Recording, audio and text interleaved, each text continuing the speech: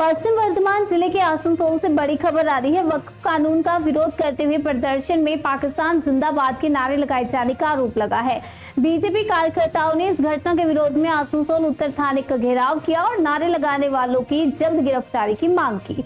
BJP नेताओं ने कहा कि ऐसे देश विरोधी तत्व आतंकवाद को बढ़ावा देते हैं और इन्हें तुरंत गिरफ्तार कर देशद्रोह का मुकदमा चलाया जाना चाहिए। बीजेपी नेता रणजीत रॉय ने चेतावनी दी कि अगर दोषियों के खिलाफ कड़ी कार्रवाई नहीं हुई तो भारतीय जनता पार्टी बड़े स्तर पर आंदोलन करेगी। फिलहाल पुलिस पूरे मामले की जांच कर रही है और आरोपियों की पहचान में जुटी हुई है।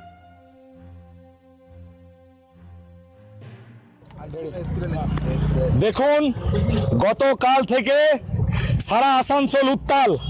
আপনারা দেখেছেন কিভাবে এখানে ওয়াকআপ প্রোটেস্টের নামে এই আসানসোলের ভরা বাজারে তারা পাকিস্তান জিন্দাবাদ বলে যে দেশ বিরোধী কার্যকলাপ করেছে তা নিন্দার ভাষা নেই।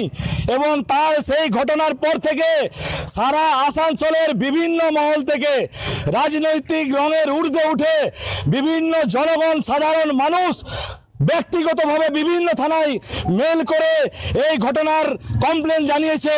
কিন্তু 24 ঘন্টা কেটে যাওয়ার পরও এই বাংলার পুলিশ, এই মমতা বেগমের পুলিশ এখনো নিরুত্তাপ, চুপচাপ, তাদের কোনো পদক্ষেপ নেই।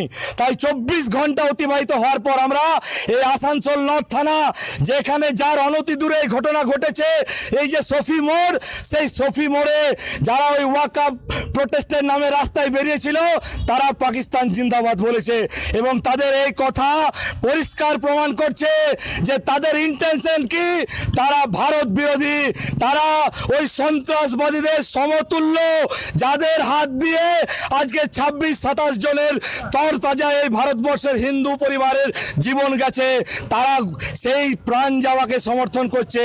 তাই অবিলম্বে এই হাতে চুরি পরে থাকা মমতার পুলিশ যদি এই কাল পাকিস্তান জিন্দাবাদ বলা, যারা ওই সন্ত্রাসবাদী তাদেরকে বলা চলে, যারা এই দেশে বসে এই ভারতের খাচ্ছে, ভারতের পড়ছে আর ভারতবর্ষের মাটিতে দাঁড়িয়ে পাকিস্তান জিন্দাবাদ বলছে, অবিলম্বে গ্রেপ্তার করুন, অবিলম্বে গ্রেপ্তার করুন।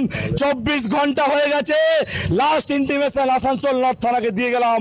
এরপর যদি আসানসোল উত্তাল হয় তার দায়ভারিত্ব আসানসোল পুলিশ কমিশনার এবং তাদের এই থানাগুলো থাকবে। তারা কথায় কথায় বিজেপির যখন প্রোগ্রাম হয় বড় বড় ক্যামেরা করেন, আপনাদের ক্যামেরা ফুটেজ নেই, এত এত সংবাদ মাধ্যমে বেরিয়েছে, আপনারা আইডেন্টিফাইড করতে পারছেন না, না করার ভান করছেন না। আপনাদের বেগম সাহেবা অর্ডার দেননি তার ওই 30%কে বাঁচাতে হবে, অবিলম্বে গ্রেপ্তার করুন, নাহলে সারা আসানসোল আগুন জ্বলবে।